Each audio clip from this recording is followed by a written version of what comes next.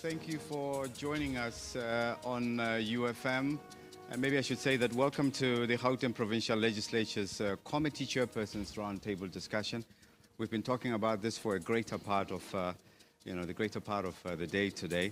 This evening, for the next 2 hours, what we're going to be doing is we're going to be profiling the Gauteng Provincial Legislature as the Parliament of Gauteng through its oversight work and the work of the different committees, and all of this done to promote transparency and accountability by highlighting how these committees work directly, and how their work contributes towards service delivery, as well as oversight as far as governance is concerned. Now, we're open to taking your questions, we've been saying, and your comments as well as your suggestions. We ask that you send a WhatsApp with your name and the area where you live. You use our WhatsApp line 076-260-2815. And of course, the Gauteng Provincial Legislature wants to hear from you. That's the whole idea of this discussion, to engage and dialogue with you. That number, once again, 076-260-2815. My name is Malik Padcash Malloy, and I'm going to be with you for the next 2 hours. So we're going to structure our discussion in the following way. We'll have a discussion with our three guests. I'm going to introduce them to you. We'll go through quite a few issues that have to do with the portfolio committees that they lead, different departments. And then, while we have a discussion, should there be an issue that you want to ask about, you're welcome to send a voice note. Those voice notes will be played in an hour. This is YOUFM. We're live from the Gauteng Provincial Legislature, the Committee Chairperson's Roundtable discussion. And welcome. And if I may, let me introduce our guests for this evening. Chairperson of the Portfolio Committee on Health and Wellness, Ezra Letsoalo. Good evening and welcome. It's a pleasure to chat to you again. Good evening to you as well as the listeners. We appreciate it. The oversight department there would be the Department of Health and Wellness, where the MEC is Nomantunkomo Ralehoko. So you can almost prepare yourself there accordingly. And then, by the way, these introductions are not in any particular order. Chairperson of the Portfolio Committee on Social Development, Tlou Chokoe. Good evening, welcome. Good evening, sir. It's a pleasure that you've taken time to be with us here this evening. And good evening to your listeners. Thank you. The oversight department there is the Department of Social Development, where the MEC Faith Mazibuko is in office currently. Then we last at least for this evening. I'm sure we'll have an opportunity again in the future. Chairperson of the Portfolio Committee on Cooperative Governance and Traditional Affairs, or COCTA, is Mzi Khumalo. Good evening, and let me welcome you once again. Good evening to you, and good evening to your listeners. Thank you. Once again, thank you for welcoming us to the legislature, and we're looking forward to delving into quite a few issues with you, gentlemen. And we appreciate the opportunity that you're granting us and the people of Gauteng to engage, on different issues. Thank you so much. If I may, I'm going to start with Mzi Khumalo as the chairperson of the Portfolio Committee on Cooperative Governance and Traditional Affairs. But perhaps before we get into the issues, maybe I should ask you to explain, to the people of Gauteng in the simplest possible terms as to how do these committees work with the departments. What is the role of the committees in relation to the mandate that the department would sort of have? And then the second phase of my question will be maybe the inter-working relationship between the committees. I think the first thing that we need to understand is what is the mandate of the Gauteng Provincial Legislature. And there are three mandates there. The first one is oversight. The second one is public participation. The third one is lawmaking. So the committees of the legislature plays an oversight role over the department in order to enhance these three areas that I was speaking about. The second point to understand is that departments' budget are passed by the legislature. In other words, we've got to look at what commitment have they made insofar as service delivery is concerned and their mandates is concerned, so that we either support or we reject their budget or amend their budget where possible. So in most cases, there will be those particular engagements. We will then generate a report, which report goes to the legislature, wherein we will say, we will support this budget pending the following things to be done by the department itself. And we're focusing largely on issues that relate to service delivery. In short, that's how and in between, as I said, the other element is public participation. In between, we're bringing in the different sectors that have got interest in the specific portfolio committee, for them to enhance our ability to hold the executive to account as such. And the last one is that where there's a need for an act or a bill to be developed, we will do that. Or a coordination of such a bill with the National Parliament or NCOP, we do that working with the departments. There is mechanism. One of those mechanisms that we're trying to develop in the legislature is an IT system that would assist individuals, since we're living in that era of IT. The other mechanism is that you can send your own petition alone as an individual. You don't have to be a group of people for you to do that. Write a petition to either the MEC or write a petition to me as a chairperson to complain on a particular matter. So, or you can come to the legislature when we have the committee's meeting. Public is allowed to come, and you can take advantage of that and engage the department or the committee on your own matters. The other mechanism that is closer at home is you can go to the nearest local government municipal offices, particularly the ward committees that exist within the communities, raise your issues with them, and they will escalate your issues to ourselves. And if it's a national issue, we will then escalate such to national government.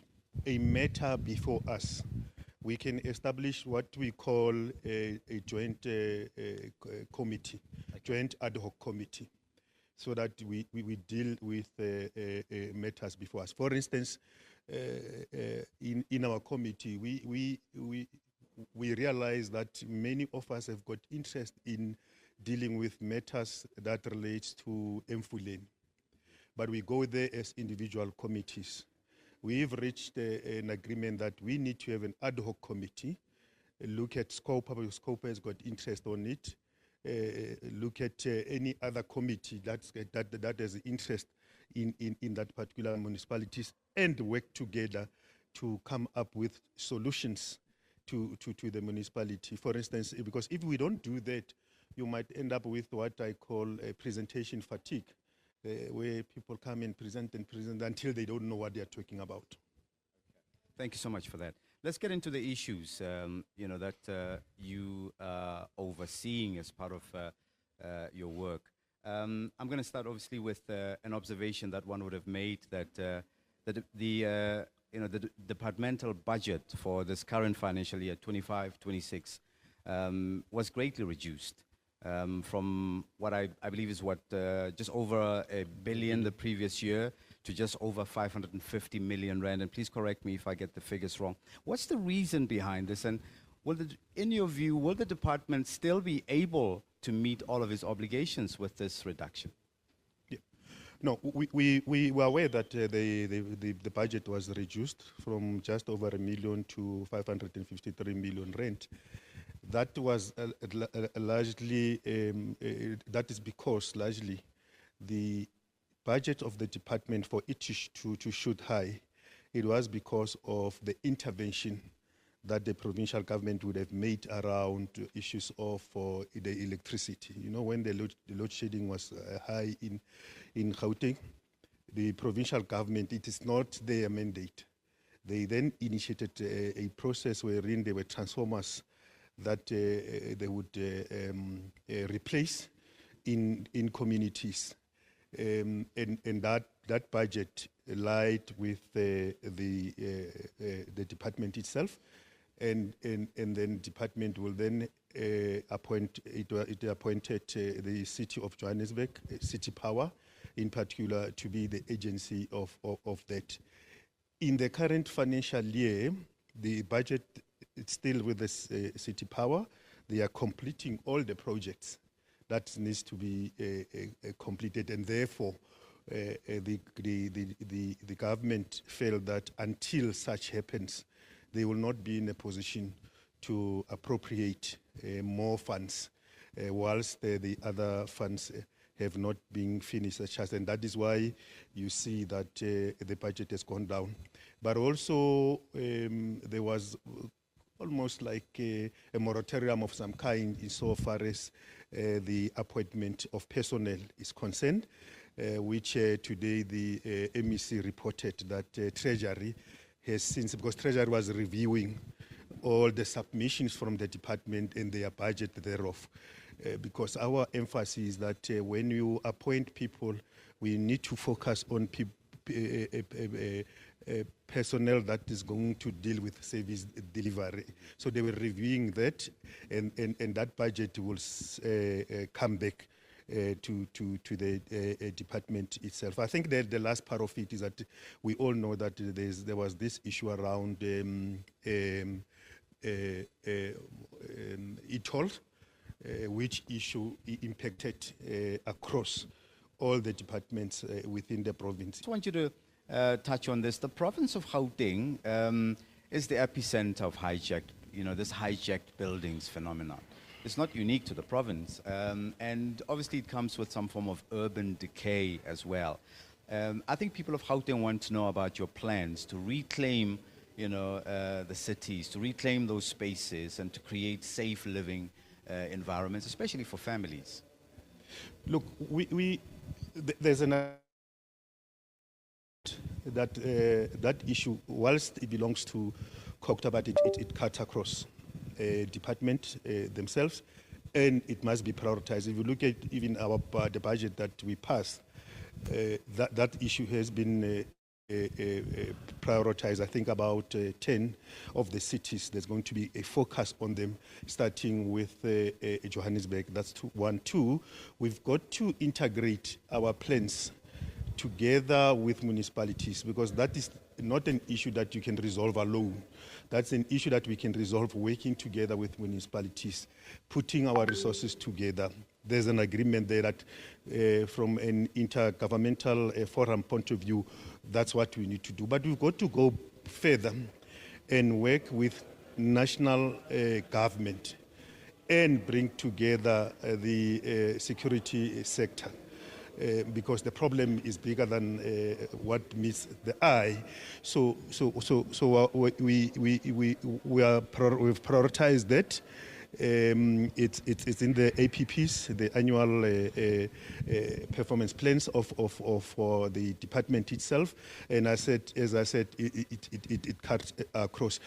They will be a lead department that will be playing an oversight on it to ensure that that part, there's an improvement on it. I want to know, as a resident of Gauteng, are we going to win this thing? Are we going to win this war? Are we going to reclaim those buildings? This province is, everybody flocks to this province, but when it comes to cities, we want to see action in that space. Is there a commitment on your part that we can win this war? No, we're going to win it. Look, I believe in what we call the law and order. And you can't have society that is not structured along that, unless we must close government and forget, and criminals do as they wish, which is not something that we want to see happening. If you look at what's happening in Johannesburg, for instance, we have started and we've brought in the private security people That is also coordinated by the Premier within of the province, where you're bringing all the sectors that have interest on security of the citizens. And we are working together to ensure that we win this battle. Many people were evicted, those who are illegally staying or who have hijacked those particular buildings. We're identifying the kingmakers, the people behind. Where when we say people must pay for their services, they will say they don't have money, but there's a lot they are paying these people that have hijacked this particular building. So there is an intervention that has been made, working together with municipalities, and I think that we will come out victorious out of that process. I think everybody wants to hear the sound of that. Thank you so much. We'll come back to you in a moment. And then we move on. It's the committee chairperson's roundtable discussion on YOUFM. We're live from Gauteng Provincial Legislature. And I did indicate to you that we've got 3 guests. There's quite a few of questions to go through with different chairpersons and so forth. Anywhere during this discussion, should there be an issue that you want to throw in terms of a question, please use our WhatsApp number 076-260-2815. And then once we've concluded a round table discussion, then we'll open the floor and take your comments. The Gauteng Provincial Legislature wants to hear from you.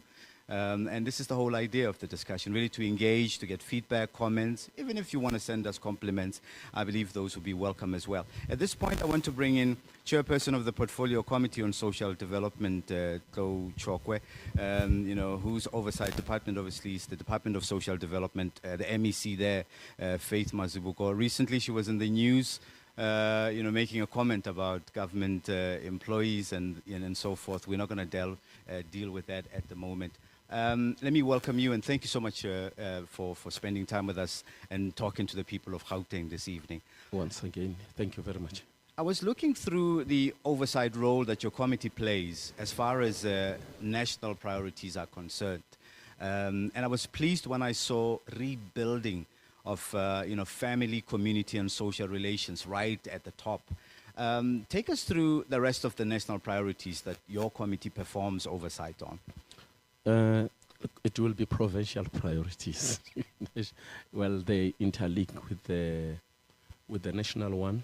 But what we can share with you is that as this committee, we are ensuring that we do the oversight on this department. And I would like to remind our viewers at home what are the important priorities. You will remember in Gauteng, we are having what we call Growing Gauteng Together 2030 priorities.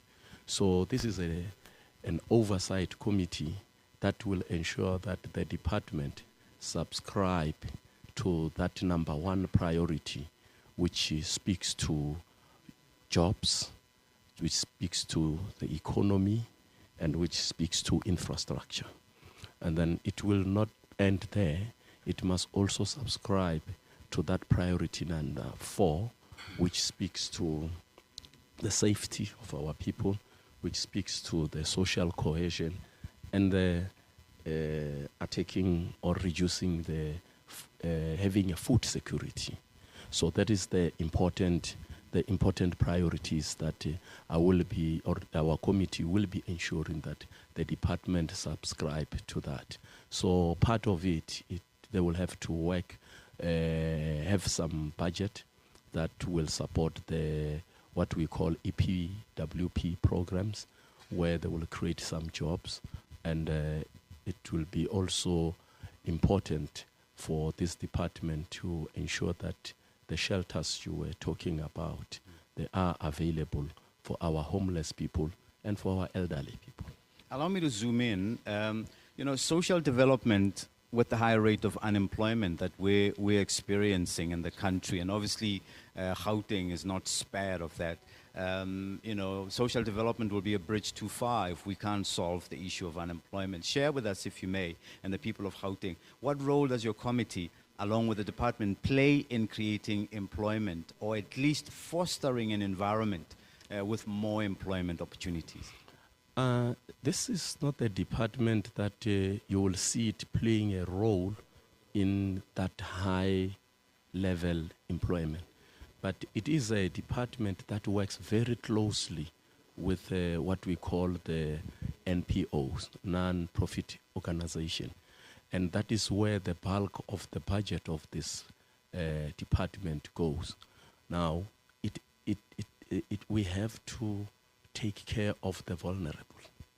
Now, if you take care of the vulnerable, you will have programs where you are instilling skills on all these on all these beneficiaries, where they will have to come in, they get skilled, because they don't have to be dependent on the on government or on this department. So they've got beautiful programs, such the programs that are aimed at ensuring that they capacitate the beneficiaries in those NPOs. They take them to, you'll find an NPO that is responsible for capacitating young people, where they teach them plumbing, they teach them welding, artisan skills. And then once they have that, I saw the MEC today was accepting or attending a program where there were graduations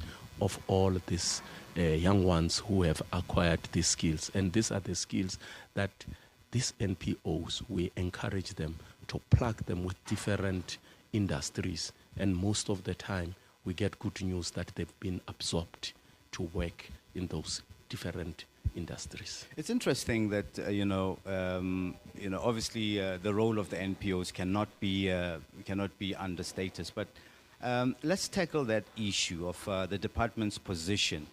As far as the relationship with the NPO sector in the province is concerned. I mean, this obviously follows budget cuts in the 2023-2024 financial year. What's the current status of that relationship with the NPO sector? How would you describe that relationship?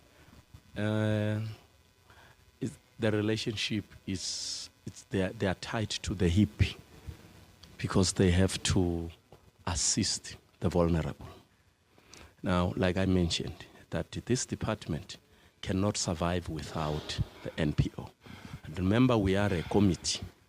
And then as a committee on social development, we have realized that while there's a demand for a number of NPO to be involved in this department, we found that there is enough resources to find them, but you find that these NPOs have challenges of compliance.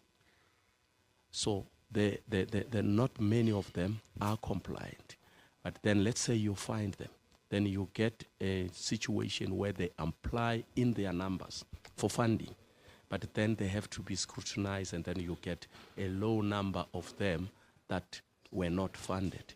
So it is through this committee where we will ask the right question on behalf of the NPOs or the beneficiaries as well, that why is there a number of NPOs that were funded? That is when we get satisfactory, when we hear from the department that no, there was the following reasons, but if there are NPOs that felt that they were not done justice on them, they are free to appeal. And then we monitor that appeal process, and we discovered that out of the, I think they received more than 2,000 applicants, or more than 1,600 applicants. And we were not that happy with the slow pace of signing of the SLAs, but we found that there were quite a number of them that signed those SLA. And then those that have appealed, I understand the process have been completed, and all of them, they have been given the verdict whether they succeed or they didn't succeed. So the perception that the department does not want to increase work with the NPO sector is untrue. Like I will always remind you, mine is the committee. Once there are such perception, it is my responsibility, or the responsibility of this committee, to ensure that that kind of a question it goes directly to the department. And the department must answer that. Now, it is the responsibility of this committee to make sure that we apply the what we call the sector oversight model. Now, if such a question is brought, ours is simple. Apply that and also utilize the correct tools to make sure that we get to the right answer. Where we will look at it, is the program continuing? We say there are NPOs that need to be funded, and we see that there are less that are funded. Now, how are you going to meet your target if you are funding less NPO? Now, we're going to go, we even go to the level of visiting. While we visit the department, we go to the level of authenticating the NPOs to see to do what we call the information level test.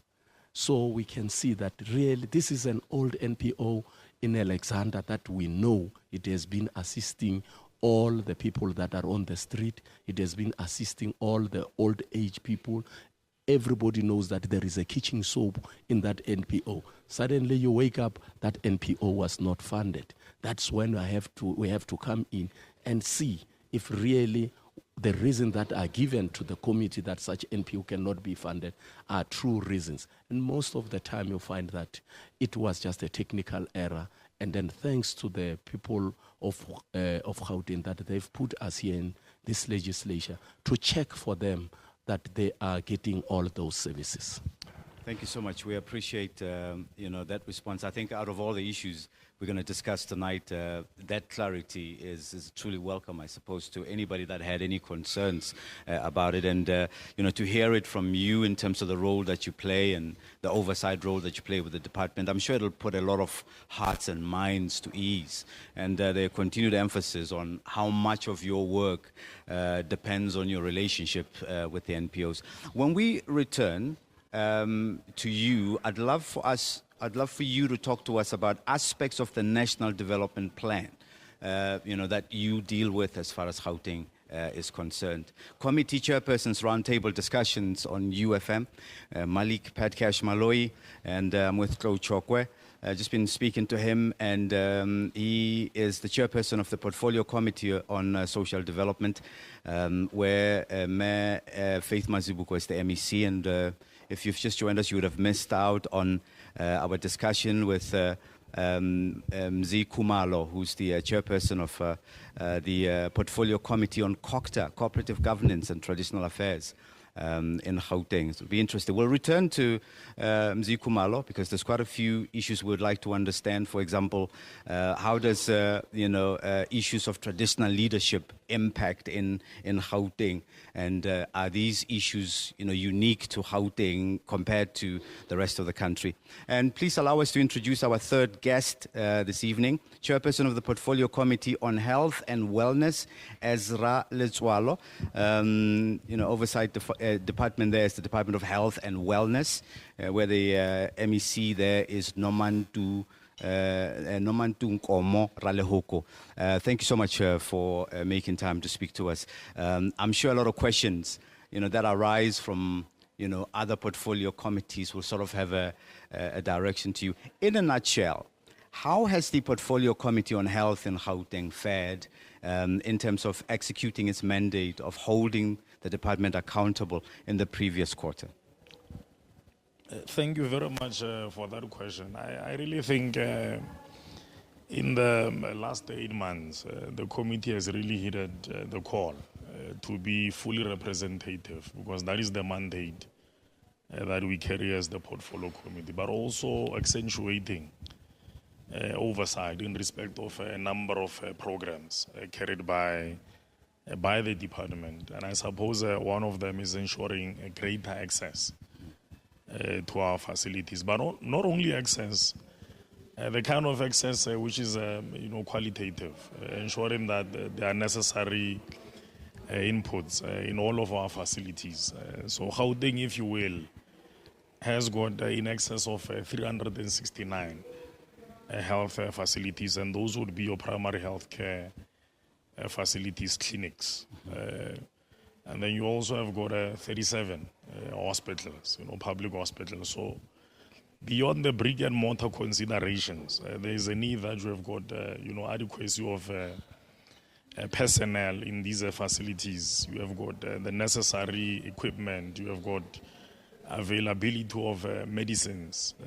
But there's also responsiveness of the facility. And I suppose all of these issues that would have been within our radar. And I believe strongly that the full complement of the committee has been able to converge at ensuring that the department carries that legislative mandate, because it is a legislative mandate. In terms of budget spending, the health department is one of those departments that annually receive a lion's share of the budget. But we often hear of some departments, be it national or provincial, that do not fully spend their allocated budgets. How has the Gauteng Health Department performed in this regard? Are you satisfied with the committee, as a committee, in terms of how the budget was spent? Look, my sense is that you ordinarily would want that a department spends 100% of its budget. So you could never really be, fully satisfied, because in an instance where there's a 1% which has not been spent, the computation of that might actually, be a lot more, as would be read by society, But I believe that the department does have necessary systems in place to effectuate on these resources. And we've seen an improvement in the manner and style in which how the department gets to spend these resources. Of course, there would be instances where there are those shortcomings. Some of them are attributable to weaknesses in financial planning. Of course, others could be external, given that they also function within a regulated environment. So certain things may not necessarily be able to happen within a specified time, given some of the applicable regulations that are there. But all in all, I think the department has done relatively well. Okay. I'd like for us to go for a break, maybe give you gentlemen an opportunity to take a bit of water, and we'll come back and continue our discussion. Please do not forget, we stand waiting for your messages. I'm sure there's a lot of questions you want to put to all the three portfolio committee chairpersons that are guests this evening. Ezra Letsoalo has just been talking to us, chairperson of the portfolio committee on health and wellness. It could be that you read a bad news item and you're looking for clarity. It could be that you visit your nearest healthcare center. You've got ideas. You've been wondering where to direct those ideas. Well, the chairperson of the portfolio committee is here to listen to you. Chairperson of the portfolio committee on cooperative governance and traditional affairs. This is Mzi Khumalo. Of course, he's also here. There's a lot tuned with you. If you've just tuned in and you're wondering what is going on, it's a special broadcast of the committee chairperson's roundtable discussion. This is obviously at the Gauteng Provincial Legislature. And let's return to Mzi Khumalo, who's the chairperson of the portfolio committee on COCTA. And I spoke about this a bit earlier on, and maybe we should jump into this very quickly. Traditional leadership challenges in Gauteng. What sort of challenges do you face as far as traditional leadership in Gauteng? And are these vastly different to perhaps what's happening in the rest of the country?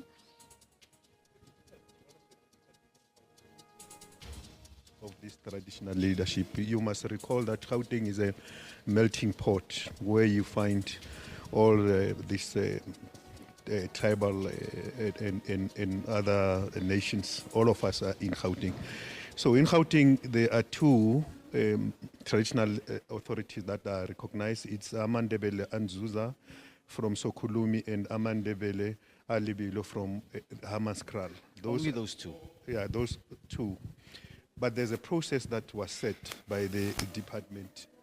There was a commission that the Premier established, and all of these people who regard themselves as traditional leadership within the province itself have made a submission.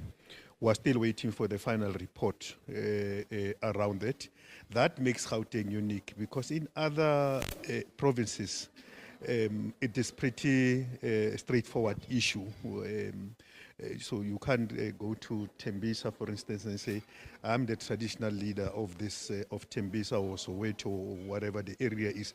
There's a difficulty there. But if you go to the some of the homelands or traditional communities, it is easy to because these are the people of Kekana, these are the people of so-and-so, these are the people of so-and-so. So it's easy to do that. So the challenge is very complex in Gauteng. I must say it's a difficult one in Gauteng, because some of these people will claim the entire Gauteng as it is. Some will claim part of Gauteng, some will claim part of the West Rand, part of Ekurhuleni, and all of those kind of things. And the big question is that once you say to them, okay, we recognize you, what then? How are you going to effect their authority to those people? That's what makes Gauteng unique. But we're waiting for that report, and we'll take it from there.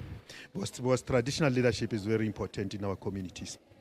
Are we going to see any establishment of any more metropolitan municipalities in the province, considering that you're putting, as a province, you're putting everybody under pressure?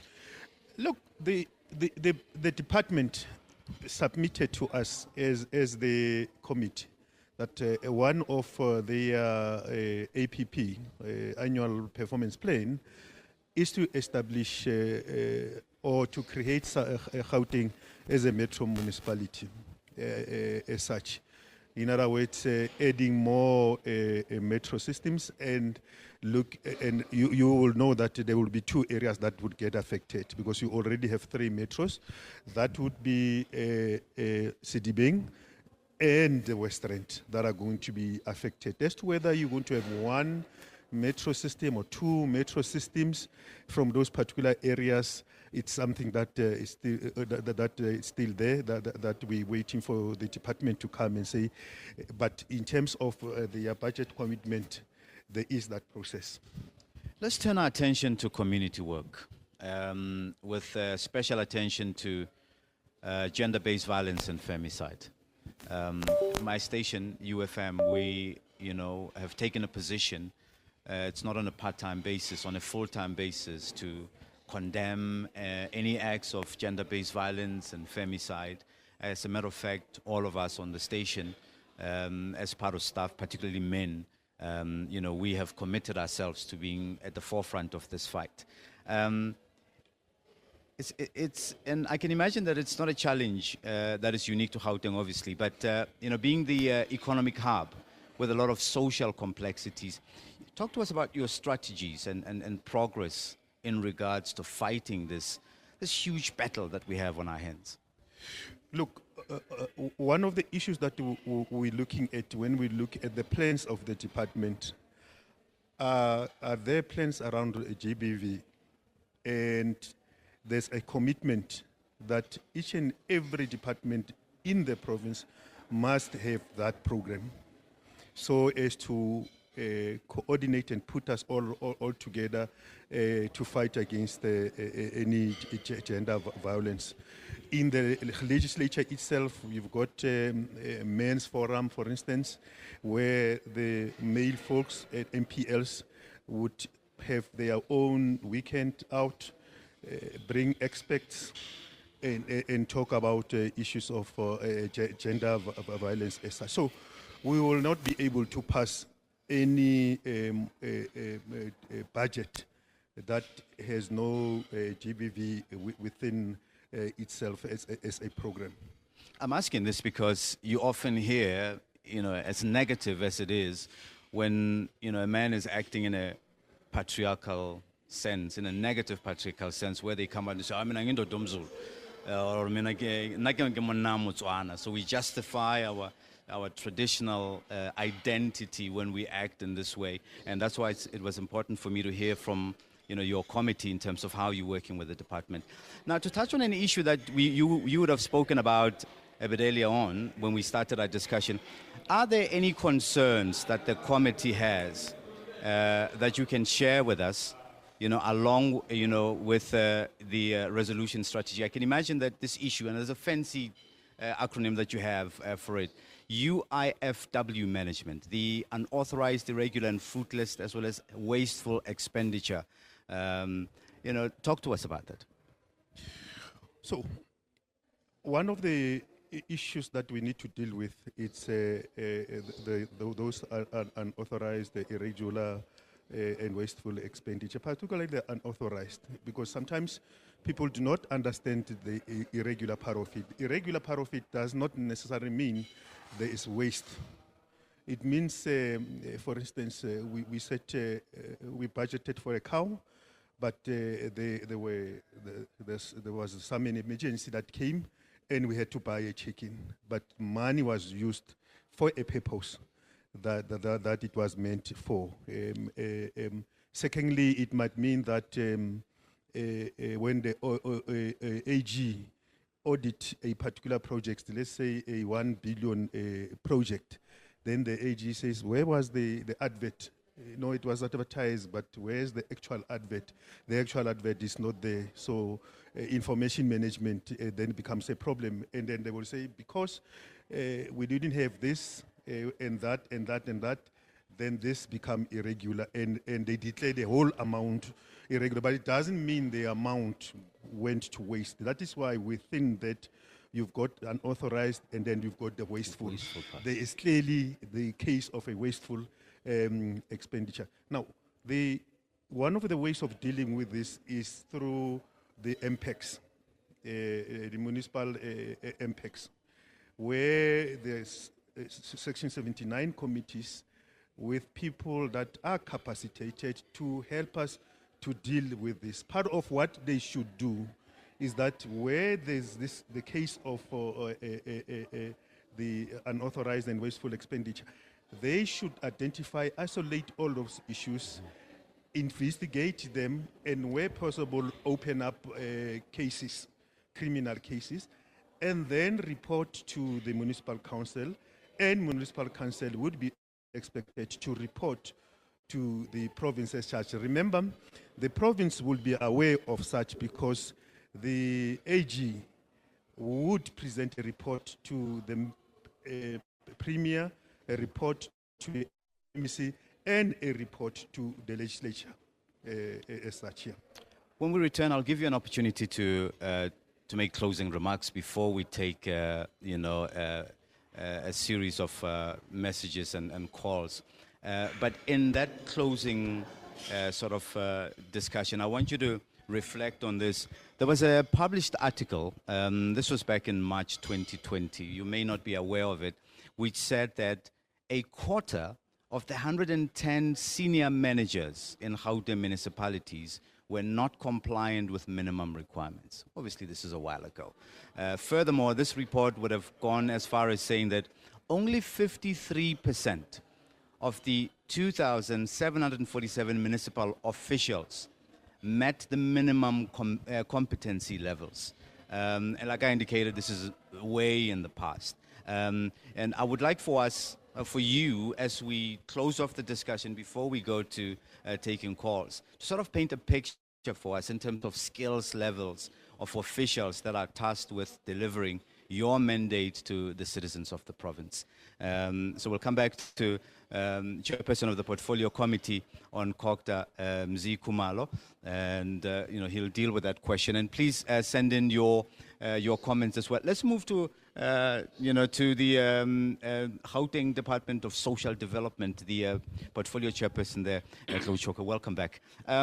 Just before the break, I did mention that I wanted you to reflect on which aspects of the National Development Plan that are you dealing with, and talk to us about the role that is played by social development in aligning, with to the plan. The National Development Plan remained the overarching blueprint of all the plans in our country. So we are still being guided by the MTSF, which is the medium-term strategic framework, which I believe that we are coming from the elections. The last one we have was between 2019 and 2024, so most definitely the new one will be coming out, which will be for 2024 until 2029. So the important priorities in the NDP it's none other than the same one that I mentioned earlier on, which is the inclusive growth and job creation, and the reducing of poverty and the tackling of high cost of living, which will bring me to, as we are localizing it, to our province, which will bring me to the growing Gauteng Together 2030, which will now take us to the one of the priority one, which is, I mentioned, that is the economy, is the job, and the other one being the one to reduce hunger. So I will be very happy to go down to it, because this department is a department of a budget of about 5.4 billion now. I know you are still going to ask me about the reduced budget, but in that 5.2 budget, we have important programs. The first one being the program on social welfare. I don't want to talk about the first one, which is administration, where all the money goes to the salaries, but I want to go straight to the ones of that will make an impact, where we'll realize the vision of NDP. So the second one being children and families. This is where the bulk of the budget goes. But in terms of jobs, we are looking at this department to make sure that we realize the triple P, public-private partnership. And we want to see this department engaging lots of private sector so that they partner with them and they give them all the programs where we'll be able to realize the job creation. So that is where we are looking at it, and we are assessing it, or we are monitoring, or we are oversighting on it, that when it's we look at the NBP. There's also something exciting that I saw as part of your report, the committee's sub-program that is aimed at developing women in the province. Talk to us about that. Yeah, we look at that one, and we locate it in the three programs that we spoke about. And it's not only women, it also includes the youth. So that is when you will see the department having these good institutions that they call child YCCs, and it includes women as well. So in such programs, we are expecting women to be truly empowered on the sense of it. Let me share with you what we have discovered in these institutions.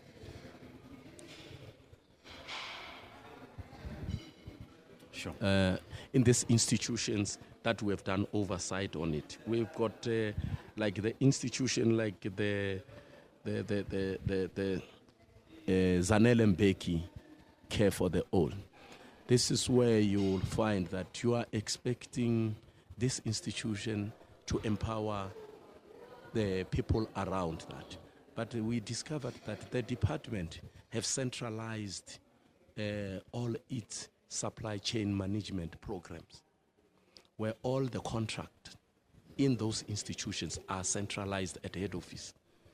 And we as the committee, we wanted to find out, when are you empowering your local people, and where we are looking at women will be easily empowered. Take, for instance, the three important contracts that are on a month-to-month basis, which didn't make the committee very happy. A contract like catering, which is on a 3-month basis to pay. A contract like laundry, because it's a big institution. If you look at the Modisa King also, the big institution. And then contract like gardening. We said to them, isn't it where we will be able to realize where women are being empowered and women coming from the local areas?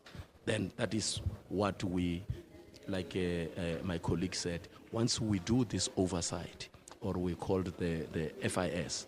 We come with questions that are relevant to the department. When we meet with them, we are able to see how they are answering us. Contract like in the secure centers, where we meet with young children who are conflict with the law. We found that yes, these are good institutions, but there are no cameras working. And we asked them, when are you going to have cameras that are working? And we were able to be told that by the end of June, the tender for cameras will be available. And then we're going to see when we meet with them whether they were telling us the truth.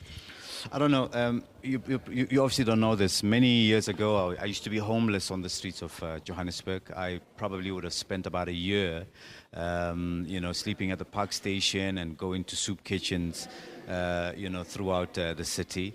All the way from Bethrams to the one in Braamfontein. I see that homelessness, which is sometimes related to substance abuse, is another challenge faced by the province. Are we winning this fight, at least in terms of prevention programs and rehabilitation?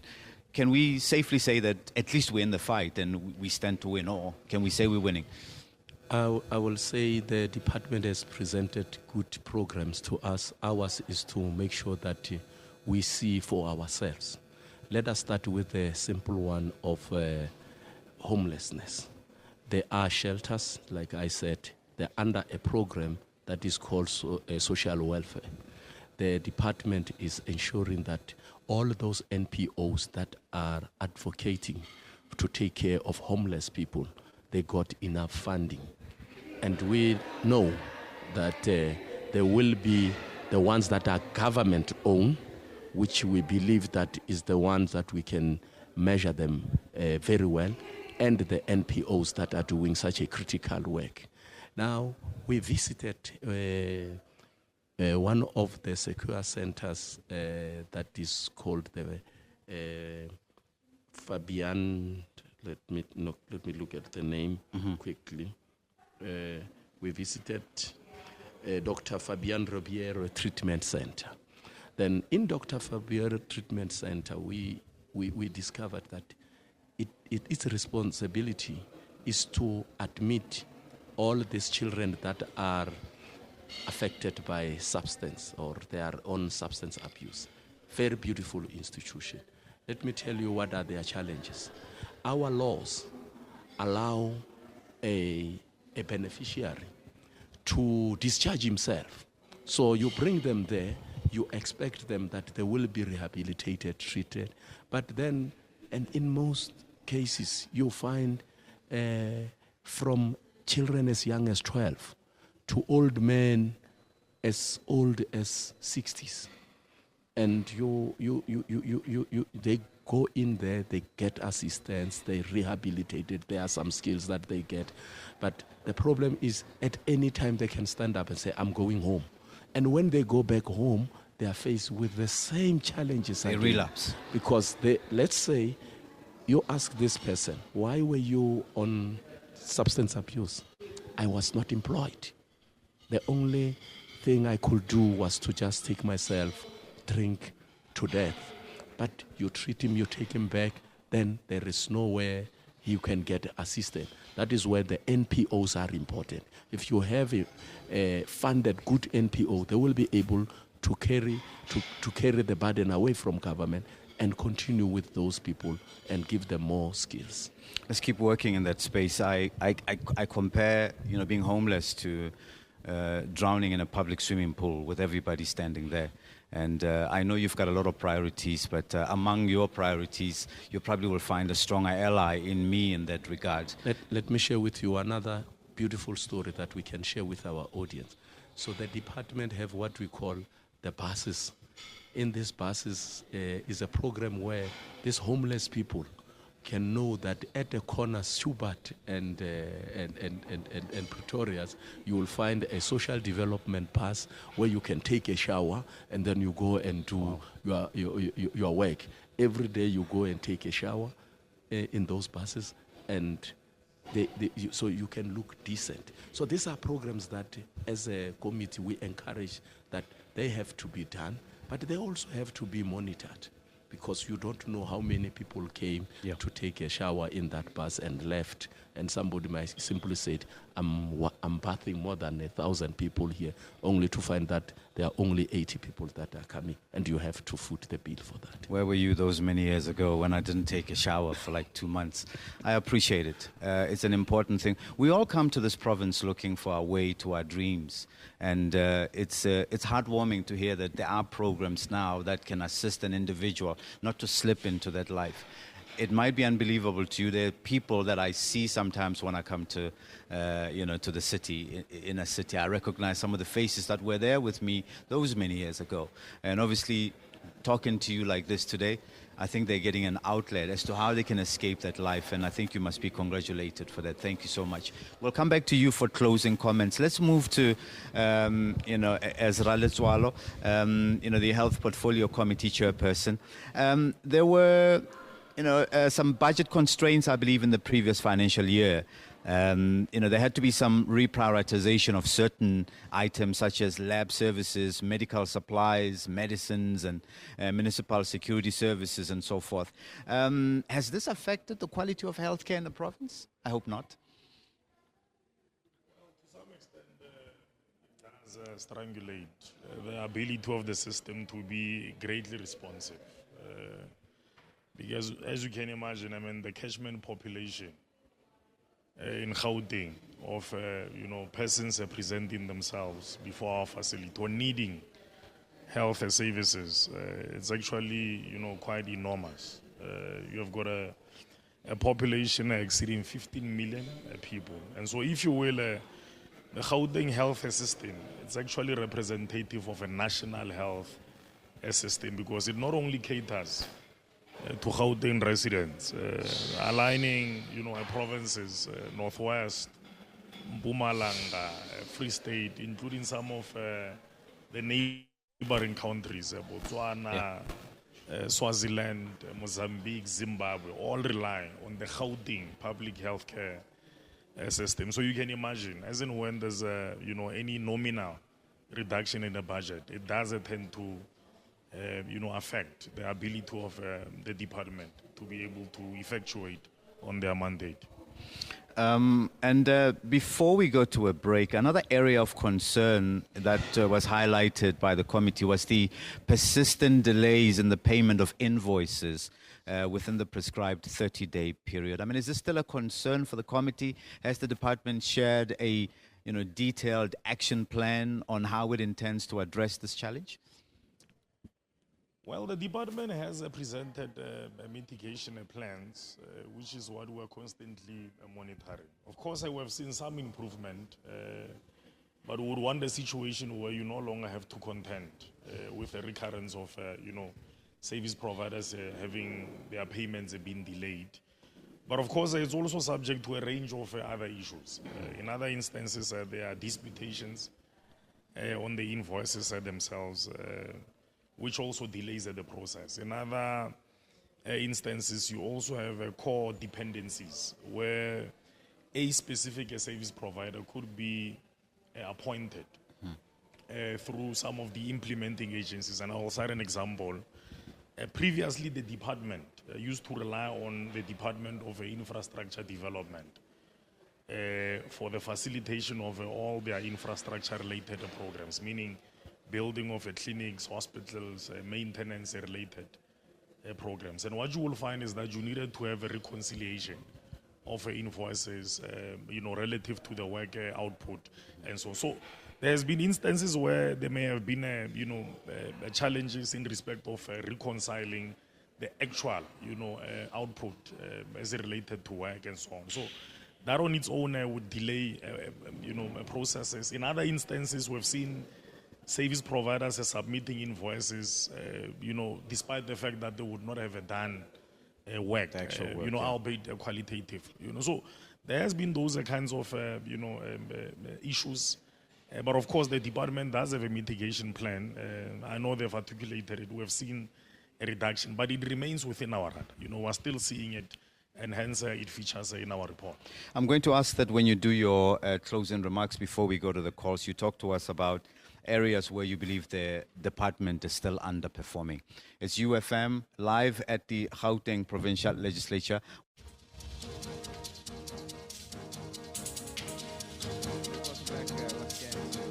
Provincial Legislature, the committee chairperson's roundtable discussion on YOUFM. We're doing this to promote transparency and accountability.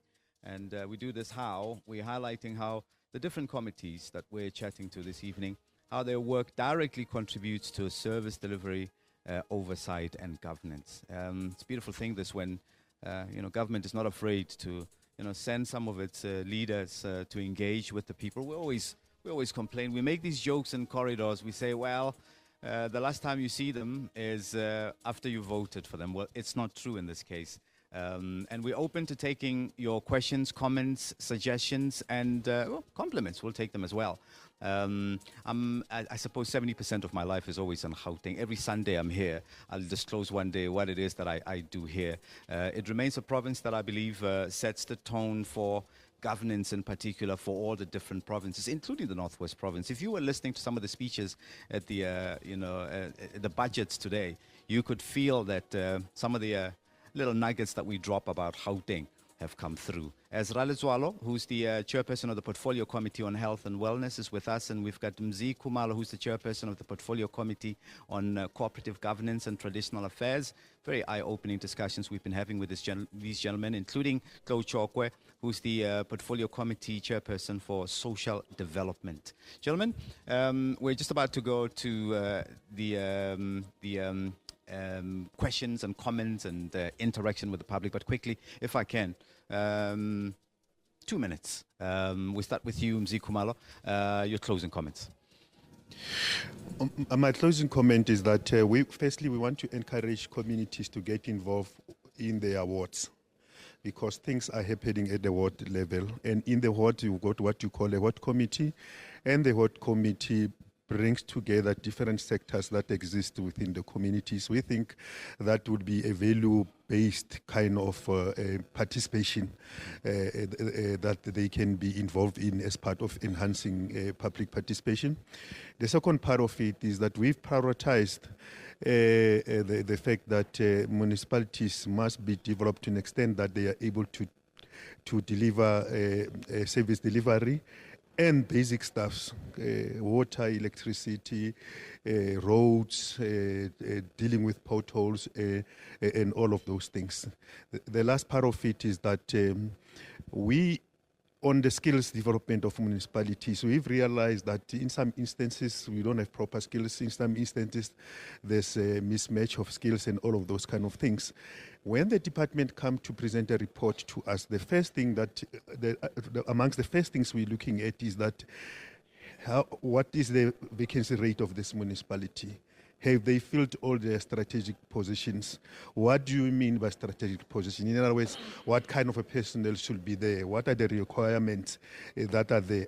Have we met those particular requirements? Are all these people that are said to be municipal managers, CFOs, and so on, having the correct requirements and all of those kind of things? Yes, of course. If you look back, there was a lot of mismatch. People were just appointed without the relevant requirements, because when you've got a degree, it does not mean that you've got the right competencies to do that particular job. So we're going deeper.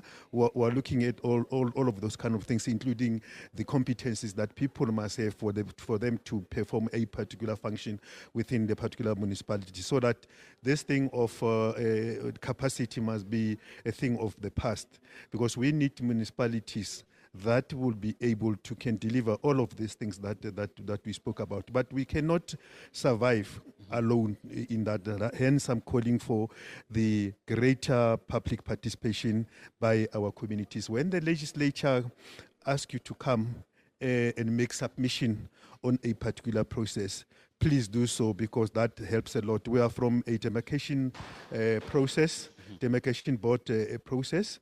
Some communities participated, some communities did not participate, and when your ward has been demarcated, then you'll start to complain. Only to find that you could have made a difference. The people of Gauteng will appreciate the admission on the skills alignment.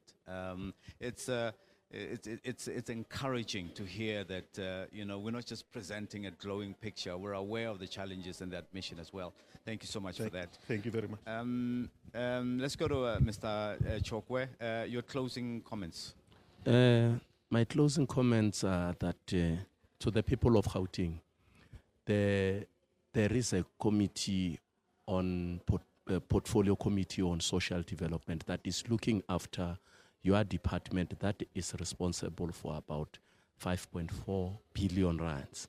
Out of that 5.4 billion rands, there is more than 4 billion that I can guarantee the people of Gauteng that it belongs to them. This is a service delivery budget of 4 billion rand as we are removing close to 1 billion that goes to salaries. Now, on this department have about 4 important programs that I want the people of Gauteng to know that that is where their money is, and when they ask questions, they know that they can ask relevant questions under program number 1, which is very close to my heart, which is research and development, where there is a substantial number of money that has to be spent there. It covers the empowerment of the youth, it covers the empowerment of women and people with disability. As the chair of the portfolio committee, I've realized that the people with disability are not catered for. The department is not even shy to tell me that they are spending less than 1% on assisting people with disability. So as the chair, I'm watching them, and they must increase that budget to make sure that more of the entrepreneurs, people who own companies that are disabled, are able to get their shares in that. Now, the second program is on restorative services. We've seen an increase on the number of children that are in conflict with the law. So we are saying there is resources that are there. And then the challenge being that the challenge being that this number is exponentially very high. So the department has to make sure that they do something to make sure that these numbers go down. And I spoke of the CCTV budget, where in all our institutions we will be able to monitor what is happening there. We are going to look at the department on what it's doing. The other one is the children and families. That is where their money goes. So as the committee, we were very concerned about the homeless shelter program. That has to be taken care of, and we don't have sufficient homeless shelters in our province. So as the recommendation from the committee, we told the department that they should plan better rather than tell us that as they are busy building these shelters, because they were relying on the Department of Infrastructure, they end up surrendering the budget back to National Treasury. So they better plan much better than we can imagine. The last program, which is very important to us, is this one of the social and welfare, where all the NPOs have to be funded. We are aware that there is about 291 million that were given to the department last year, and we never got a clear answer on how the money was utilized until we got the information that the department has underspent with 108 million that went back to Treasury. And when we asked, they say they didn't understand, they underspent it on the bursary. So what does that mean? Most vulnerable children who passed matric couldn't get their bursaries last year. So as this portfolio committee, we are going to be checking for our people of Gauteng on how this budget is better utilized. Thank you. Thanks so much. We close off with the Gauteng Health Portfolio Committee Chairperson, Ezra Letsoalo. And please touch on areas where you think the department is still underperforming in your closing comments, please. Okay, but I would not run a mile, as would be my my colleague. I'll tell you, one of the things that we hardly ever speak to, it's the makeup of our constitutional democracy. We sit here in a conversation that reflects, the representative component of this constitutional democracy. But the other fold of our constitutional democracy is participatory involvement. So essentially, the legitimation of our constitutional project is such that you also need social compacting. So we need men and women in our society to be responsible, This year, what we call the Gauteng Provincial Legislature, it's an open institution. It's a parliament of the people. And I don't think the founding fathers got it wrong. It's an open parliament. And we expect that there should be feedback provided by society in respect of the content, the programs, policy outlook of all these departments that we are overseeing. But I suppose one or two things that constitutes our primary focus as the Portfolio Committee on Health and Wellness. So there's a feature now of wellness, because you can't have, health without necessarily maintaining the well-being of, the residents of our province, but I suppose national, the citizenry. Is that we want the social compacting as far as ensuring that our own people look after themselves. They reflect their own lifestyles, what they eat, what they drink. Because ultimately, if they don't take care of themselves, it implicates the overwhelmed public health system. Earlier on, we reflected the number of people who are in Gauteng and beyond.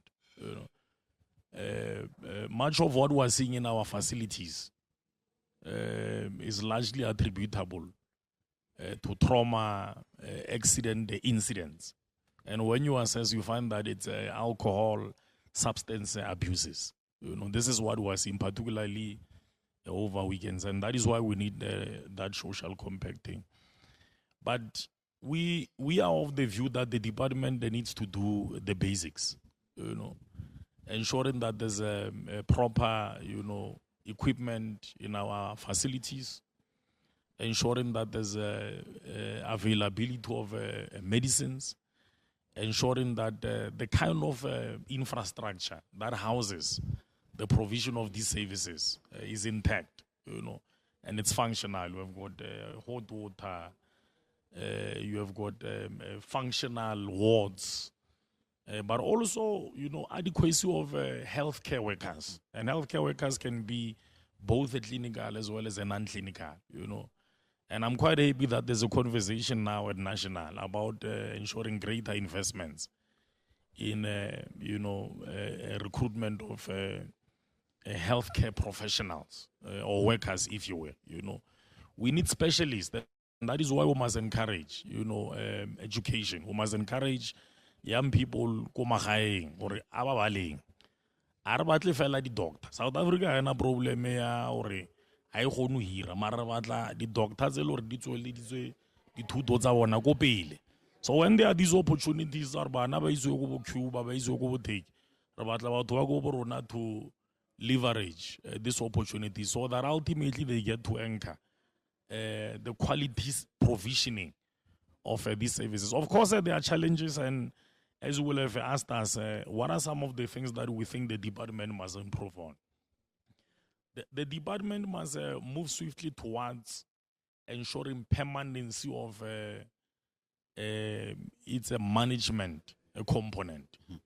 We need a permanent financial managers, CFOs, directors, chief directors. We need that so that we can rebut the challenge of, accruals, the ever-recurring challenge of accruals. Because just when the department is given a budget, the first thing that eats away at that budget, it's accruals. So no sooner we resolve that, I think, the better. The second thing, investment in infrastructure.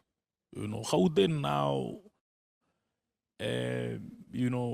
has not invested greatly in the building of a newer health facilities. Of course, there's a number of those, but we need more, But in so doing, we also need to infuse the aspect of, technology.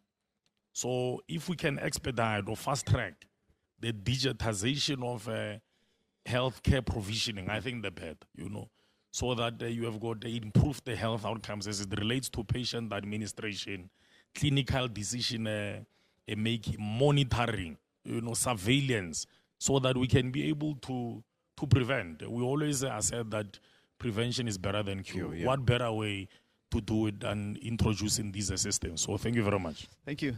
To all of you gentlemen. We truly appreciate it. Just when you thought, it was a feasible thing for you to lose faith in politics, you realize that any of the MECs that are appointed, they don't act with impunity. There is a committee that is led by a chairperson that holds them accountable to the deliverables. In my little world, I refer to these chairpersons as almost the VAR of politics. They do the balance and checks and so forth. So it's up to you and me to perform our civic duty, to participate. Time for us to get off that keyboard, stop being keyboard warriors, and look for opportunities in these structures for us to participate, for us to make an input. Singeke sikhathazwe ukuthi sinikezwa ithuba lokuthi sibanike imicabango yethu, to give them our feedback and so forth. And I want to apologize to you if you've just tuned in. I know that we promised you that we were going to start taking your messages a little bit earlier. We're about to do so, starting in the next 2 minutes. And we appreciate this opportunity. The committee chairperson's roundtable discussion is on YOUFM. We're coming to you live from the Gauteng Provincial Legislature. And the gentlemen that are standing by to take your questions, Ezra Letsoalo, who's the chairperson of the Portfolio Committee on Health and Wellness, and of course Mzi Khumalo, the chairperson of the Portfolio Committee on COCTA, and of course Tlou Chokoe as well, who is with social development. And of course we do so with acknowledgement of all the MECs of these departments that are in office, MEC Nomantunko Moral, and then also MEC Jacob Mamabolo and MEC Faith Mazibuko. We're going to take a break. When we come back, we'll start fielding your questions. You can send those through to us via WhatsApp 076-260-2815.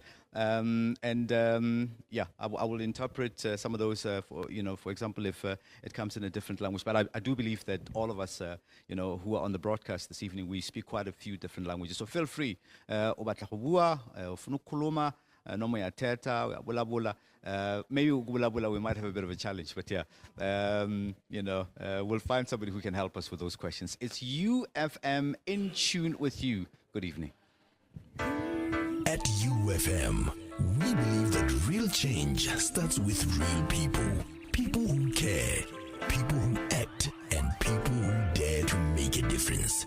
That is why we have launched YouCares, a community-focused initiative driven by our commitment to uplift, support, and connect with those making a positive impact or those who simply need a helping hand. We are calling on individuals, families, NGOs, schools, and community organizations in need or working on uplifting others to send through their proposals. Tell us your story, share your need, help us understand how we, in collaboration with partners and stakeholders, can explore ways to assist. While we cannot promise support for every proposal, we can promise that every request will be reviewed with care, sincerity, and the spirit of Ubuntu. Send your proposal to help@youfm.co.za. That's help@youfm.co.za. You cares. Because when we stand together, even the smallest act of kindness can create a ripple of change. YOUFM. In tune with you. Terms and conditions apply.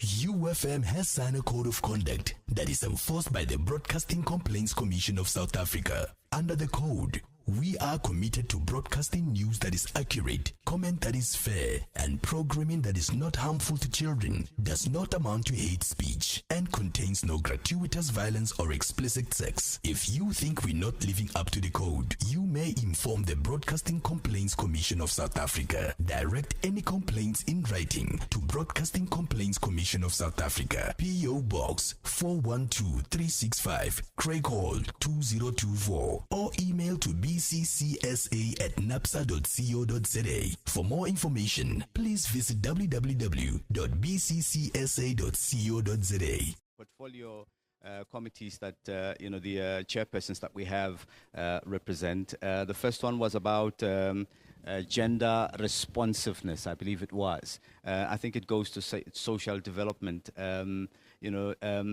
maybe talk to us about, please run the question by us again, just so we can get the proper context there.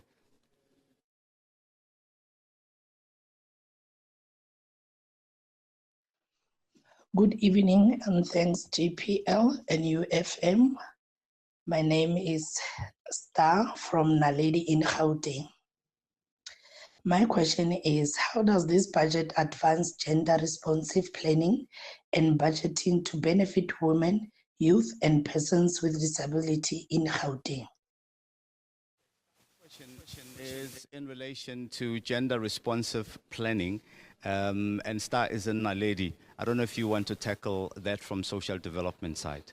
I think Star is of the impression that we're discussing a budget, which we're not this evening. But are there any plans that you can talk about as far as the department in relation to gender responsive planning and protecting persons with disability? Okay, or is it correct if maybe I might assume that on gender responsiveness is touching on the LGBTQ? That is a strong possibility, yeah. Yeah, so I know that the department is having program where they do awareness on those gender responsiveness, because I believe that our citizens have the right to choose who they want to belong to which gender, and then in this department that we are overseeing, there has to be programs that encourage them to come out, and if there are NPOs that are encouraging them to be who they are, know that this department is really taking good care of them. Theirs is to visit our offices here in the legislature if they feel like their questions were not that well answered, so that I can get to know exactly what kind of information they would like to be assisted with, including whether there is a budget specifically for them to be assisted. So hence I was stressing that I am not happy with the budget utilization on the people with disability. I feel like we are not doing justice to them. It's like they don't exist and they want to pitch them with the normal people, which is not the case. And the question from the gentleman in Soshanguve has to do with housing. I don't think it falls within any of the ambits this evening. Let's take the question is about fast-tracking the maintenance of clinics in critical areas. Is there a plan or an allocation in the budget to look at that specifically? Well, there is a plan in Gauteng, and I suppose in other provinces there should also be a plan. Well, I'll tell you what the department has done is that historically the provision of health infrastructure maintenance would have been done by an implementing agency. I think we would have stated this point earlier on, which is the infrastructure department. Mm-hmm. But we've now seen a retraction of those functions being internalized within the department itself. And the department is also building capacity, to ensure that it expedites, meaning that it prioritizes, the urgent delivery of, a maintenance in all our facilities, including an increase in the infrastructure, a budget itself. We believe that it's something to be closely monitored, but we think that the department is in the right space. Open to taking your questions, comments, and even suggestions as well. We're using the WhatsApp number 076-260-2815. And this is after a lengthy conversation. 3 chairpersons of portfolio committees, putting us in the picture in terms of what is being done. It looks like our system is really failing us in that space. Please accept our apology. I think we've received probably a bigger number than we had anticipated, so it's kind of clogged up. Oh, yes. Makes sense. Let's apologize for that. Okay. I was going to say one of the questions that is usually asked by our communities in respect of facilities and issues of dissatisfaction, because you do have people who, are at some point or the other dissatisfied. Sure. With how services are rendered in our health facilities, and they usually do not, know what are some of the outlets for them to be able to express their frustration. And I really want to emphasize this point, because one of the things that we are monitoring as the portfolio committee is the patient experience of care in any facility, and the department has got a duty and a responsibility to account on how they will have dealt with, patients' complaints, on their observations of how services would have been rendered. And as you will observe, and I think we need to encourage, the residents of our province that in every facility, there will be a box somewhere. Whereas when you are grieved, you are frustrated, you have encountered a situation where a nurse has presented themselves in a bad attitude, you must write and deposit in those letters, in those boxes. The facility has got a responsibility of accounting for every one of those complaints. If you are not finding joy, write to us as the portfolio committee so that we dissent. Or if you are seeing any facility being in a bad shape or you are mistreated, write to us as the portfolio committee so that we can follow up in your respective issues. And I believe it would be the same for all other portfolio committees. Most definitely, and thank you for that assurance. Those boxes are not there for cosmetic purposes. Let's get into the habit of working through the system. We don't burn facilities anymore. When we're unhappy about anything, it's not part of what we do. There's a statement that you often read about that when you stare too long into the abyss, it stares back at you. Into zakudala lezo man. Kuthi masingaphathekanga kahle sesihamba manje siye eclinic sesoshisa mhlambe simosha nemigwaqo. Indawo zethu di blankets arona, we have a backlog historically anyway, and there's an effort here to address these issues, and let's work through the system. Let me thank all of you gentlemen, and wish you all the best with your your respective portfolios that you're working through. I think I've already expressed my my appreciation in terms of the role that you play. For a lay person, for an ordinary South African, who might not, be politically savvy. The last thing I did was to pick a political party, and they put an MEC in the office. This has been an eye-opener. And I now understand that when an MEC stands there, it's not like they have a huge group of people who are spin doctors. Because, for us as lay people, the first thing you see is an MEC, and afterwards there's a spokesperson, and you reflect that with your councillor, and you imagine that, well, that's all they do. They're in office, and they're just eating, and they've forgotten about us. And I think it's great for us to discover that that is not the case at all. I see a few questions here that have been sent here. I don't know if we want to take them. Short staffing is one of the concerns that we normally encounter.